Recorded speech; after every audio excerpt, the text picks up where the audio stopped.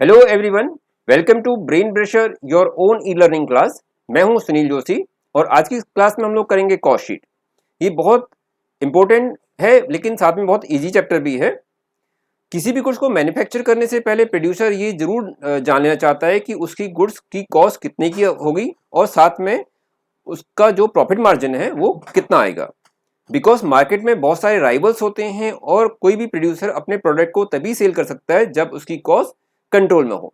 तो कॉस्ट को बेसिकली हम तीन पार्ट में डिवीजन करते हैं। ये होते हैं मटेरियल कॉस्ट, लेबर कॉस्ट और एक्सपेंसेस। कॉस्ट को हम बेसिकली तीन पार्ट में डिवीजन करते हैं। दीज आर मटेरियल्स,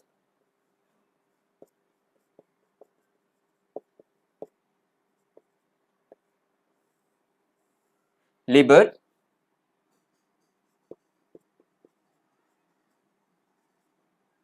और एक्सपेंसेस।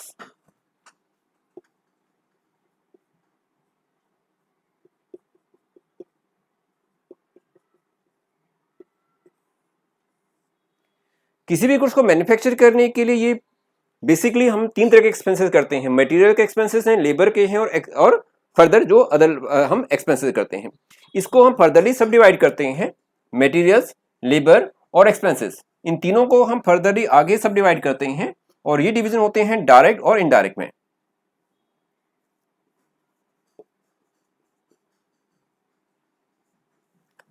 Direct and indirect.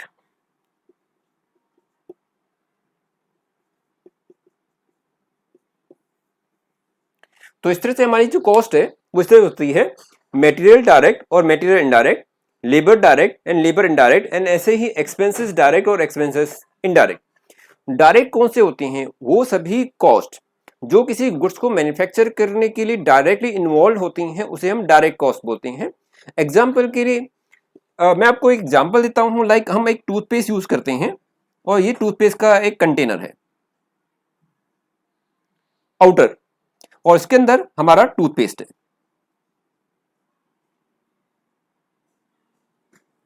ये टूथपेस्ट की ट्यूब है और इसके अंदर ये मटेरियल फिल है, मींस टूथपेस्ट।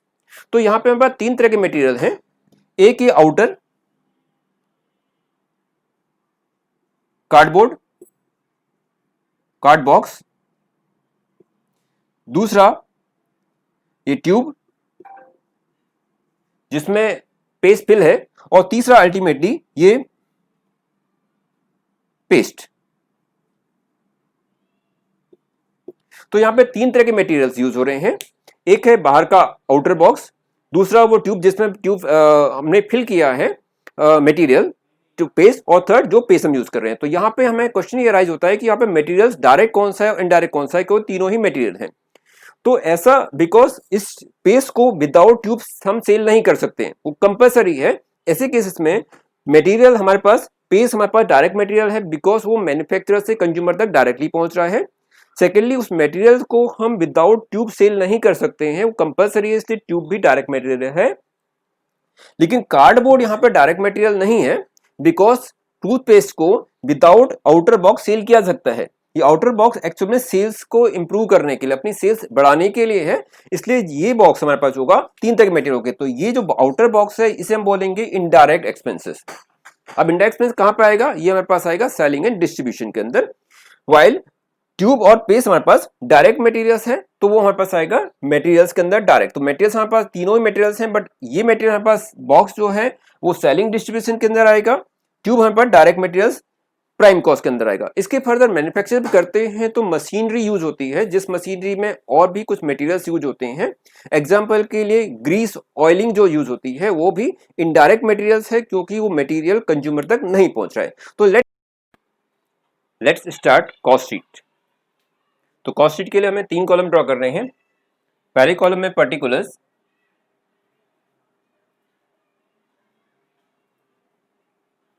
सेकंड में अमाउंट और थर्ड कॉलम में भी अमाउंट है। दो कॉलम हमारे पास अमाउंट के हैं और फर्स्ट कॉलम हमारे पास पर्टिकुलर्स का है। चलिए स्टार्ट करते हैं। सबसे पहले हमारे पास आएगा डायरेक्ट मटेरियल्स। डायरेक्ट मटेरियल,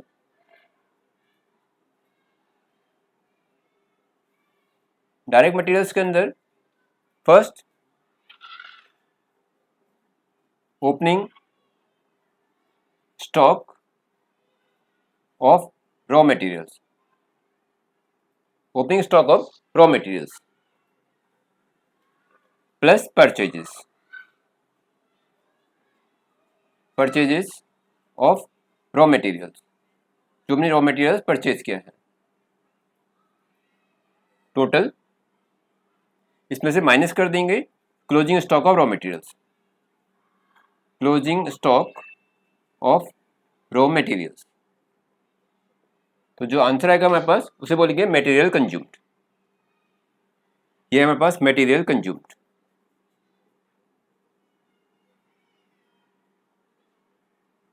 तो ये मटेरियल हमने कंज्यूम किया है। नाउ इसमें ऐड करेंगे डायरेक्ट लेबर,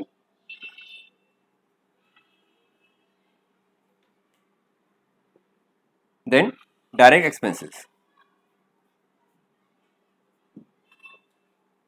डायरेक्ट एक्सपेंसेस। तो हमारे पास तीन डायरेक्ट हो गए, direct materials, direct labour, direct expenses. इनको टोटल करेंगे तो जो हमारे पास आंसर आएगा उसे बोलेंगे prime cost. Prime cost. Prime cost के बाद नेक्स्ट हमारे पास आएगा factory overhead. Factory overhead. Factory overheads के अंदर अगेन हमारे पास अब इनडायरेक्ट मटेरियल्स, इनडायरेक्ट लेबर और इनडायरेक्ट एक्सपेंसेस में हम इसको ऐड करेंगे। तो हमारे पास आएगा इनडायरेक्ट मटेरियल्स, इनडायरेक्ट मटेरियल जो हमने फैक्ट्री में यूज किया है, देन इनडायरेक्ट लेबर,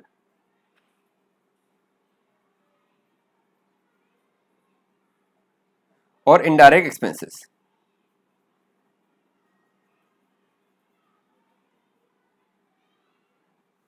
नाउ अगर हमारे पास वर्क इन प्रोग्रेस है तो उसको हम इसमें ऐड और लेस कर लेंगे। Add work in progress, work in progress opening, और लेस करेंगे इसमें से work in progress closing, work in progress closing. Work in progress और क्लोजिंग को हमने सब्ट्रैक्ट करना है। तो जो आंसर आएगा इसको हम बोलते हैं फैक्ट्री ओवरहेड। यहाँ पास टोटल फैक्ट्री ओवरहेड है। प्राइम कॉस्ट में फैक्ट्री ओवरहेड को टोटल करेंगे तो जो आंसर आएगा उसे बोलते हैं वर्क कॉस्ट। वर्क कॉस्ट या फैक्ट्री कॉस्ट, वर्क कॉस्ट या फैक्ट्री कॉस्ट। ओके, नाउ इसके बाद हमारे पास नेक्स्ट स्टेप होता है office and administration overhead. Office and administration overhead. Office and administration overhead के अंदर जो ऑफिस के अंदर जो भी एक्सपेंसेस होते हैं वो हमारे पास ऑफिस एंड एडमिनिस्ट्रेशन ओवरहेड के अंदर इंक्लूड होगी। यहाँ पे हमारे पास आएगा इनडायरेक्ट मटेरियल, सेम जैसे हमने यहाँ पे मटेरियल्स, लेबर और एक्सपेंस लिए हैं ऐसे ही हम ऑफिस के अंदर भी लेते हैं indirect labour, indirect material, indirect labour और इनडायरेक्ट एक्सपेंसेस। तो यहाँ पे हमारे पास आएगा indirect material, indirect material like stationery, जो भी हमारे पास ऑफिस के अंदर यूज हो रही है वो इनडायरेक्ट मटेरियल का पार्ट है, राइट। या प्रिंटर के अंदर जो हमारे पास इंक यूज कर रहे हैं वो भी हमारे पास इनडायरेक्ट मटेरियल्स का पार्ट है। तो indirect material, indirect labour,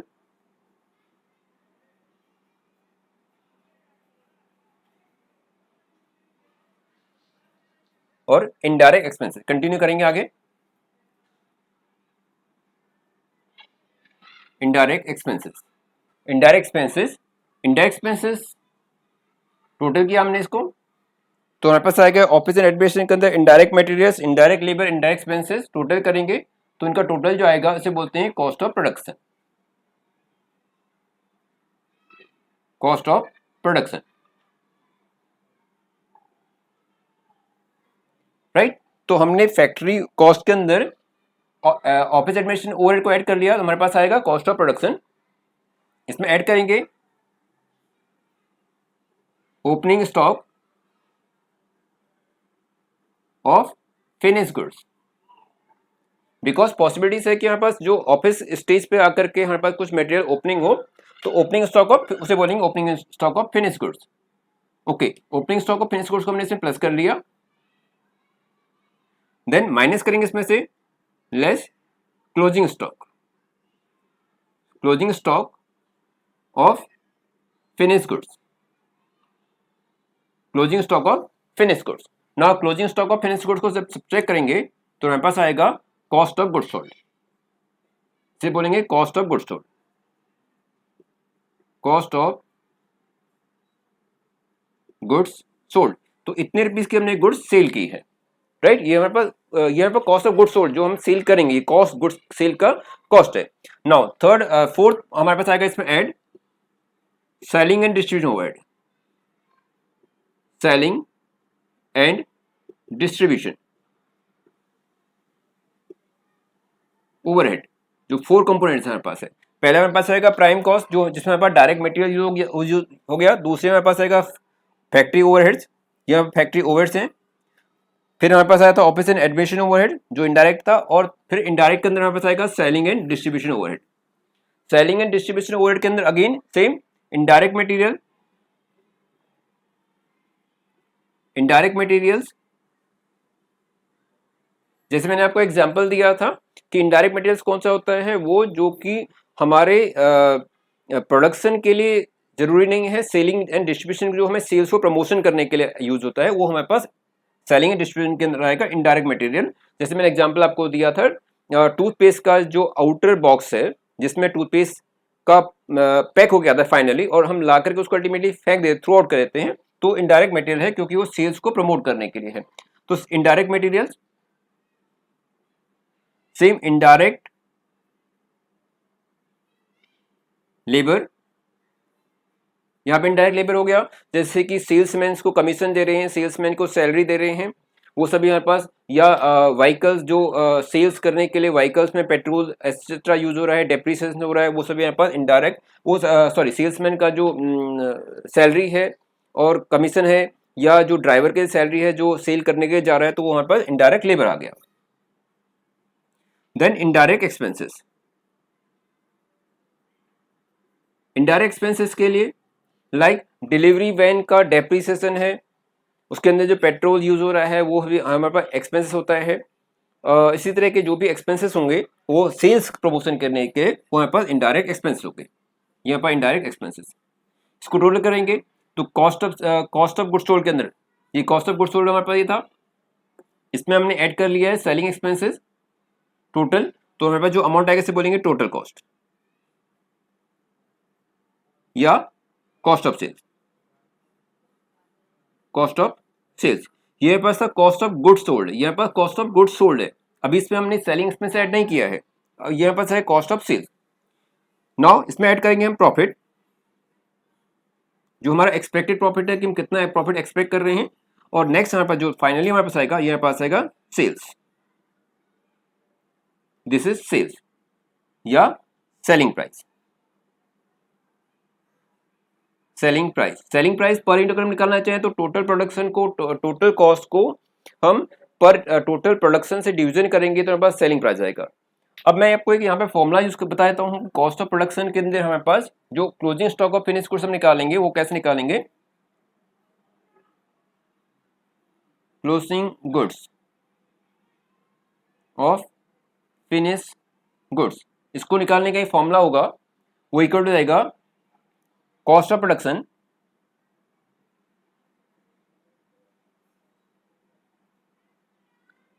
cost of production, cost of production कौन सा, ये cost of production, this one,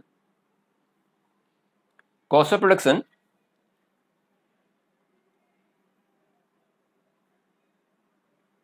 upon में number of unit produce, numbers of unit produced into closing stock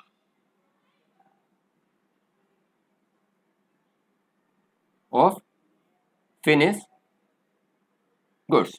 तो closing stock of finish goods, closing stock finish goods जो amount आएगा in units है, in units. Cost of production ये amount में है, cost of production upon में number of unit produce, कितने units हमने प्रोडक्शन किए थे उसको मल्टीप्लाई कर देंगे closing stock of finish goods से, तो हमारे पास cost closing stock of finish goods का अमाउंट निकल के आएगा। Similarly number of unit produce कैसे आएगा हमारे पास, number of unit produce. Sometime exam में ये भी नहीं दिया रहता क्वेश्चन के अंदर कि हमने कितने यूनिट प्रोड्यूस किए थे, तो number of unit produce equal to होगा opening units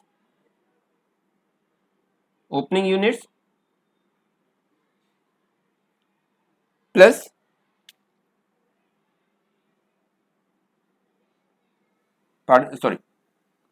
closing units, not opening units, closing units